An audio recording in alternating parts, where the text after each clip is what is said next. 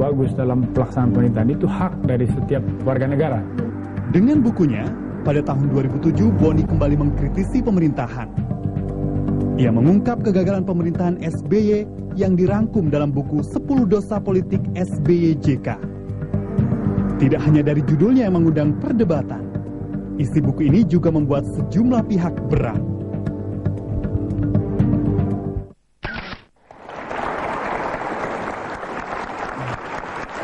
Ya. Apakah bisa dilihat sikap Anda ini tidak independen?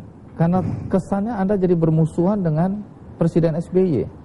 Sebetulnya ini berangkat dari harapan pribadi saya. Saya hanya mau sampaikan kepada seluruh rakyat Indonesia bahwa kekuasaan itu sesuatu yang sangat sederhana. Mereka-mereka yang berkuasa itu adalah orang yang kita percayakan untuk menjadi pelayan kita. Dia bukan manusia setengah dewa. Maka kalau dia gagal, kita pantas marah. Kalau dia menjalankan kekuasaan secara tidak benar, kita pantas menyeret dia ke pengadilan. Kalau memang betul bahwa ini gurita yang mencekik kita semua dari berbagai dimensi, ya harus ditangkap. Ya, saya ke Bung Ikrar dulu ya.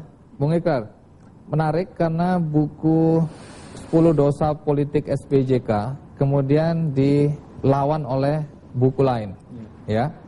Nah, dari perspektif Anda sendiri, apa yang sebaiknya dilakukan oleh pihak-pihak yang merasa dirugikan oleh terbitnya sebuah buku? Penerbitan buku tandingan itu suatu hal yang positif ya. Jadi itu tadi saya katakan bahwa kalau ada satu tese, kemudian ada antitese, itu tentunya akan menimbulkan sintese baru gitu kan. Dan itu menjadi suatu pemikiran yang baik ya.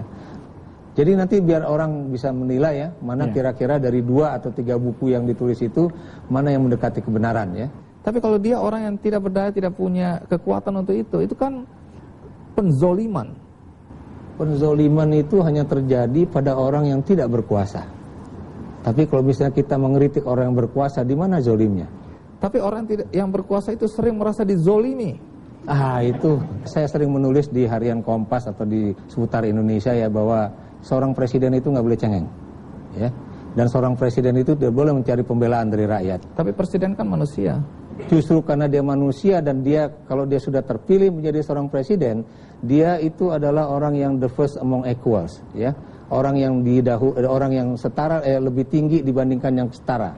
Jadi kalau kita bandingkan dia dengan misalnya Boni Hargens atau saya, dia berada lebih tinggi daripada saya dan Boni Hargens karena dia itu adalah seorang presiden yang dipilih oleh rakyat. Dan dia jangan main-main ya.